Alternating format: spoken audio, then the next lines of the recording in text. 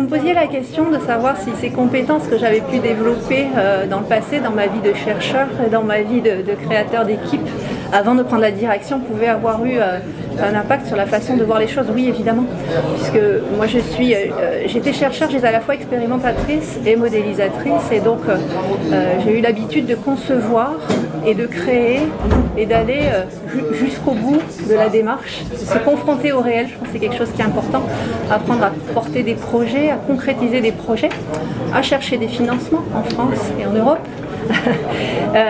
Et à prendre justement la responsabilité d'aller jusqu'au bout d'un projet. Donc voilà, ça c'est ce qui nous porte beaucoup.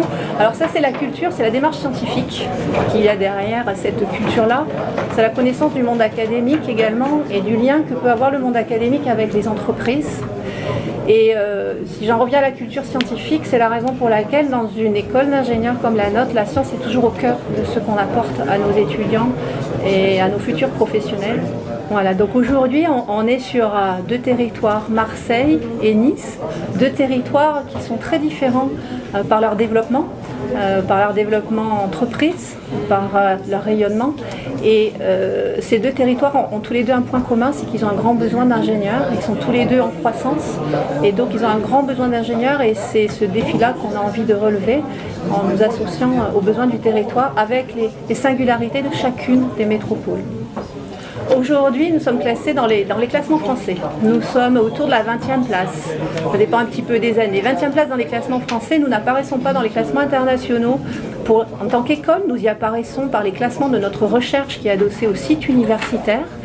Et nous avons pour ambition, dans les années à venir, à apparaître dans un classement international, effectivement. Donc c'est le Times Higher Education, qui est un classement que l'on regarde, le classement Impact, ou des classements qui sont plus connectés aux enjeux de développement durable et responsabilité sociétale, qui sont des thèmes auxquels nous sommes très attentifs, comme vous l'avez vu.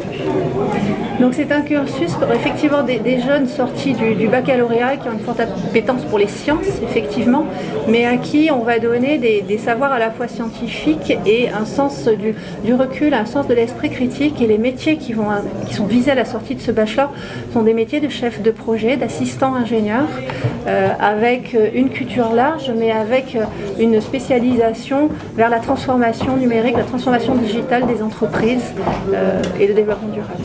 Dans leur carrière, ils évolueront très certainement, en tout cas on les souhaite et on les forme pour cela.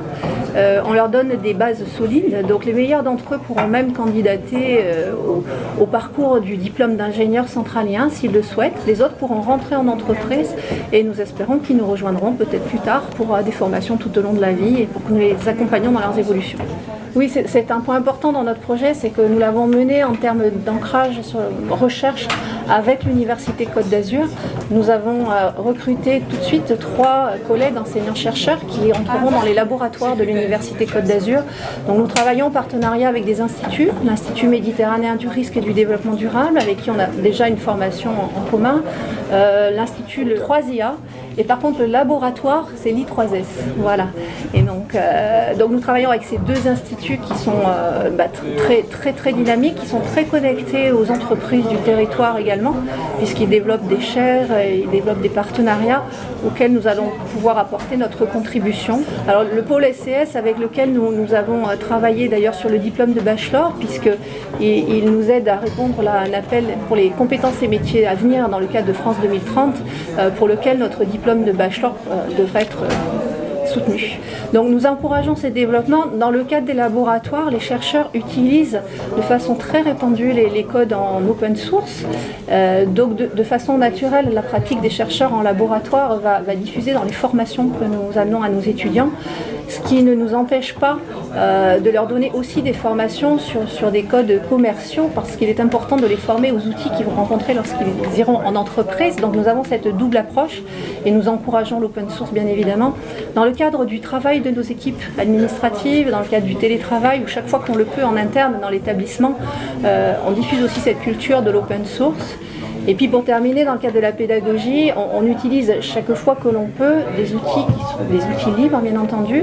Par exemple, on délivre des badges pour matérialiser la démarche compétences de nos ingénieurs sur une application qui s'appelle Open Badge Factory et qui est une application en open source pour rendre visible sur les CV numériques les compétences de nos ingénieurs.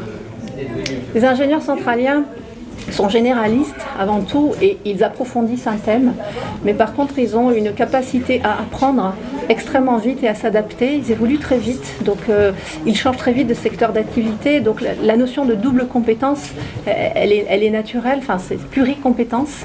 C'est-à-dire que nous avons besoin d'évoluer, nous avons besoin de trouver des solutions, mais nous avons besoin d'utiliser la technique et le numérique à bon escient. Et parler de sobriété n'est pas contradictoire à parler de science et de technique et de numérique. L'idée est que chacun trouve son chemin et qu'ils apportent, eux, à leur façon, bien tout ce qu'ils pourront pour faire évoluer les entreprises et les organisations.